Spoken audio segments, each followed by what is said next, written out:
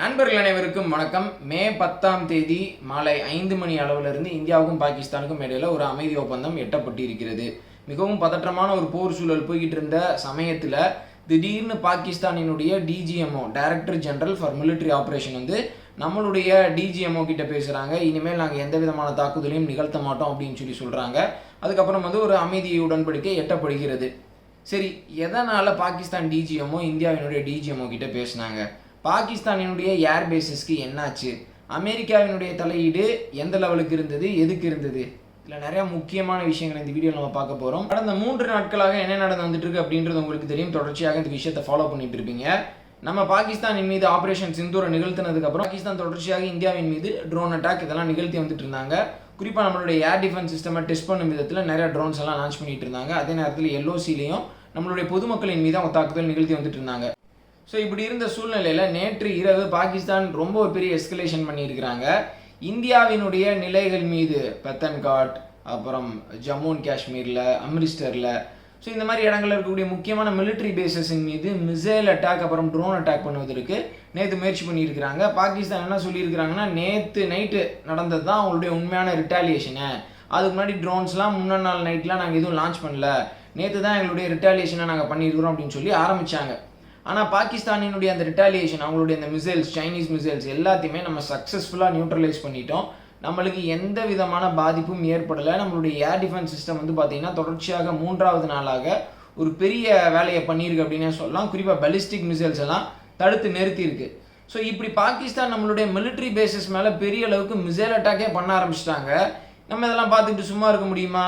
So நம்ம சும்மா இருக்க முடியாது. அதனால பாகிஸ்தானினுடைய ஏர் பேசஸின் மீது இன்று அதிகாலையிலிருந்து நம்ம மிகப்பெரிய தாக்குதலை நிகழ்த்தி இருக்கிறோம். ஏர் டு கிரவுண்ட் மிசைல்லாம் வச்சு வந்து நம்ம அடிச்சிருக்கிறோம்.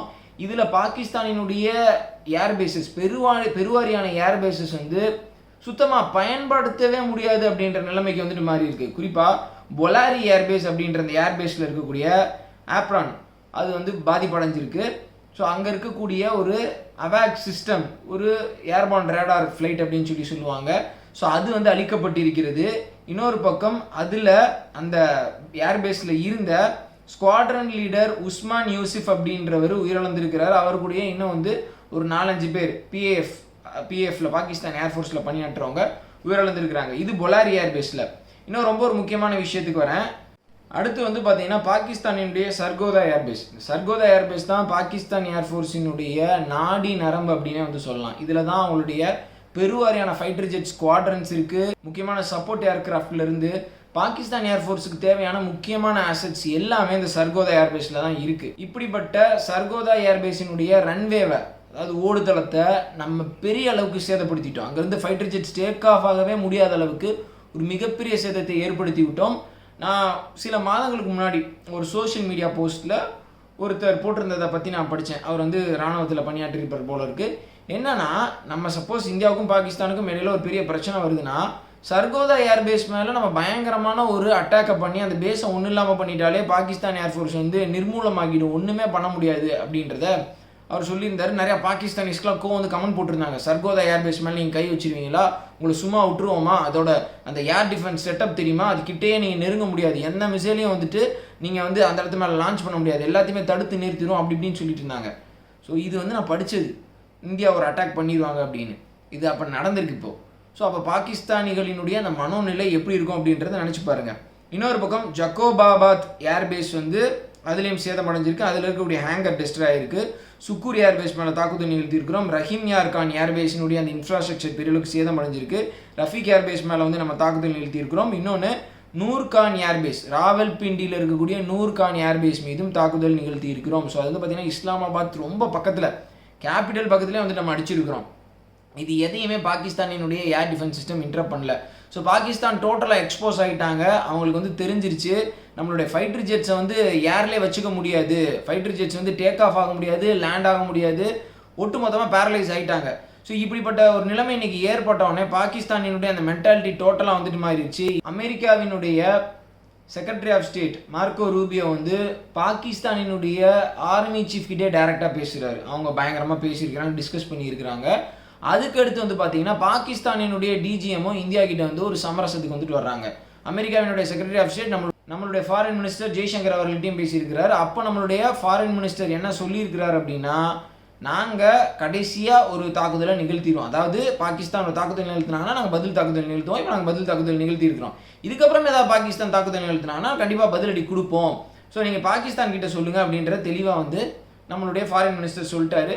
அமெரிக்காவினுடைய ப்ரெஷர் பாகிஸ்தான் மேலே இருந்திருக்குது. அது மட்டும் இல்லாமல் பாகிஸ்தானுக்கும் என்ன செய்கிறது அப்படின்றது தெரியலை. ஸோ ஒரு வேறு வழி இல்லாமல் இப்போ அவங்களுடைய டிஜிஎம்மோ நம்மளுடைய டிஜிஎம்ஓ கிட்ட பேசிட்டு ஒரு கன்க்ளூஷனுக்கு வந்து வந்திருக்கிறாங்க.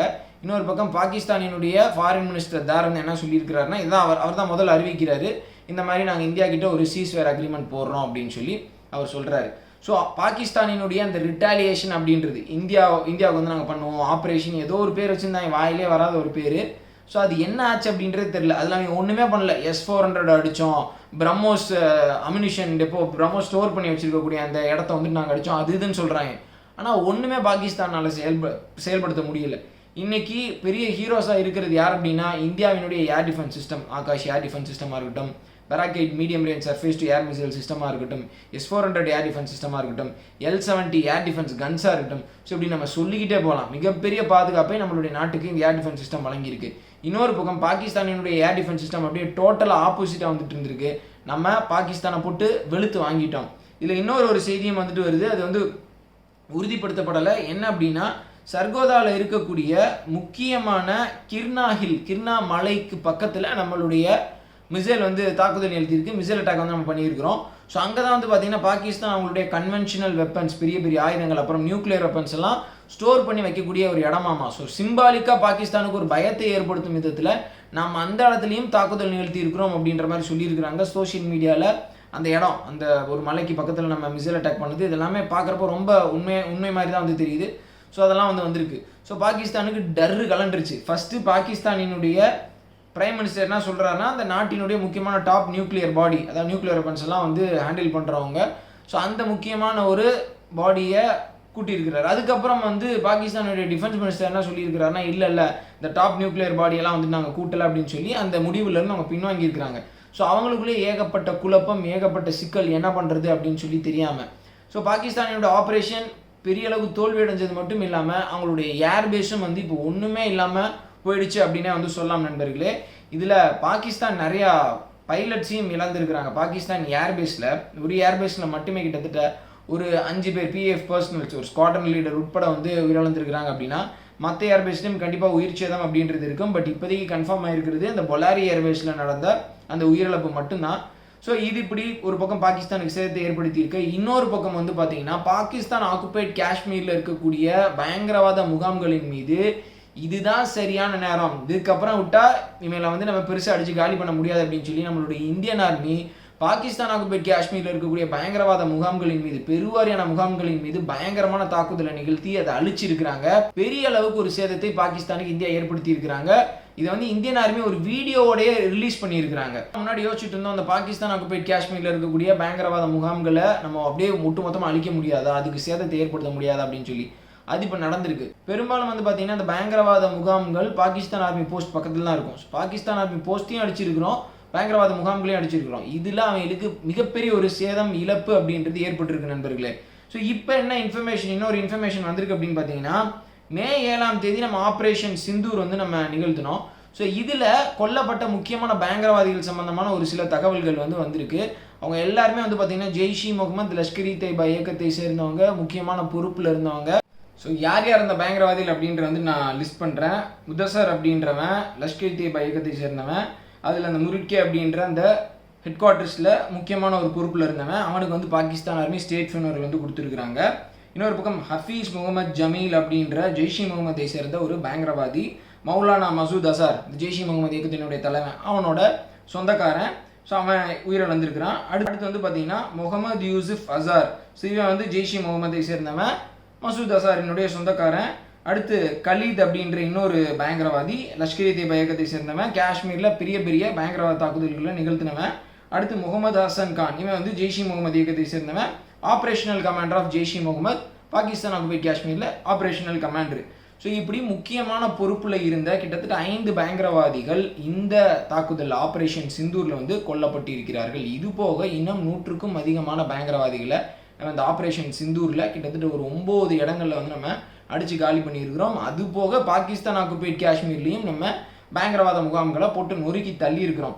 ஸோ இந்த ஆப்ரேஷன் பயங்கரவாதிகளுக்கு எதிரான இந்த ஆப்ரேஷன் ஒரு பெரிய சக்ஸஸ் அப்படின்னு வந்துட்டு சொல்லலாம். அதே நேரத்தில் பாகிஸ்தான் வந்து இந்தியாவுக்கு எதிராக பெருசாக ஏதோ பண்ண போகிற மாதிரி வந்துட்டு மூக்கோடப்பட்டு கீழே விழுந்துட்டாங்க. இங்கே இன்னொரு முக்கியமான விஷயத்த நம்ம பார்த்தாகணும். என்ன அப்படின்னா, அமெரிக்கா பெரிய அளவுக்கு மீடியேஷனுக்கு சடனாக வந்துட்டு வந்தாங்க. திடீர்னு அமெரிக்கா வந்துட்டு வந்தாங்க.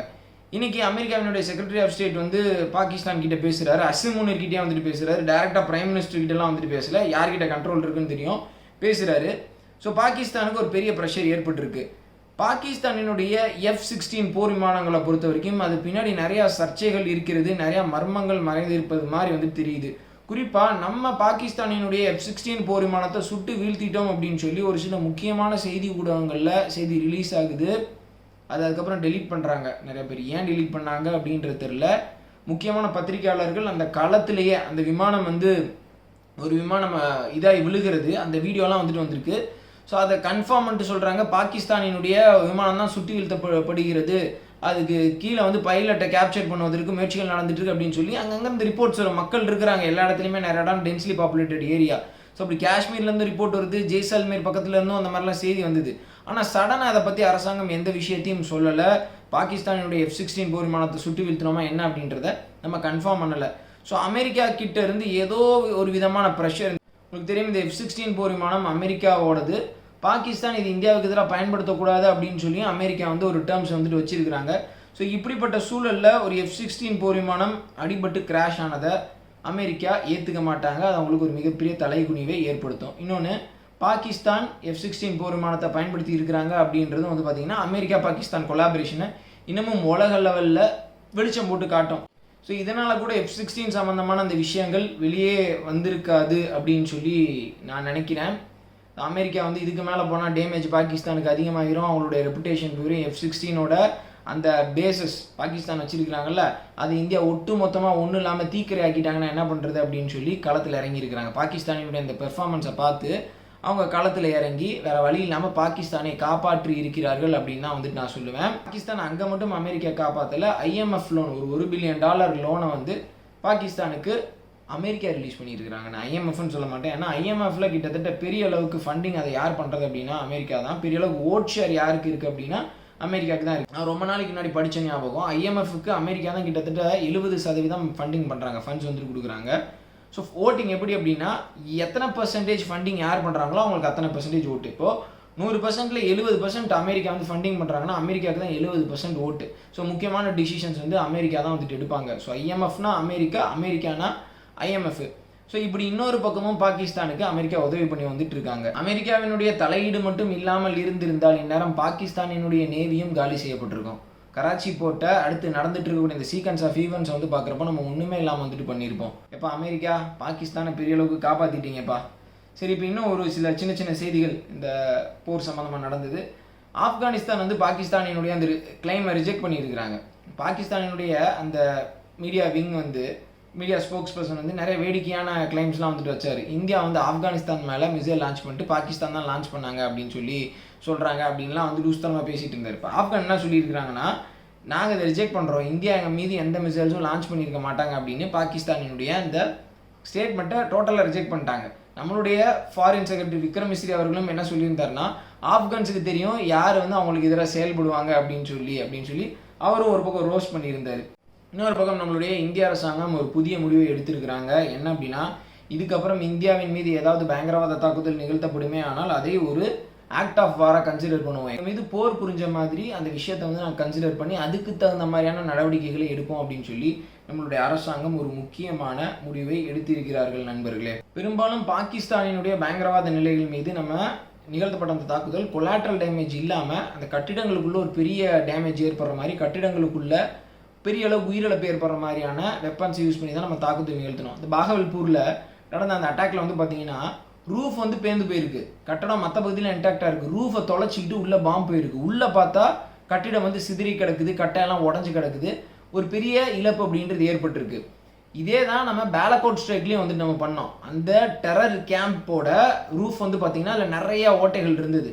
சேட்டிலைட் இமேஜஸில் கிளியராக வந்து தெரிஞ்சுது. ஆனால் எந்த இழப்பும் ஏற்படலை அப்படின்னு சொல்லி பாகிஸ்தான் ஒரு பிஆர் கேமில் எல்லாத்தையும் கன்வின்ஸ் பண்ணாங்க.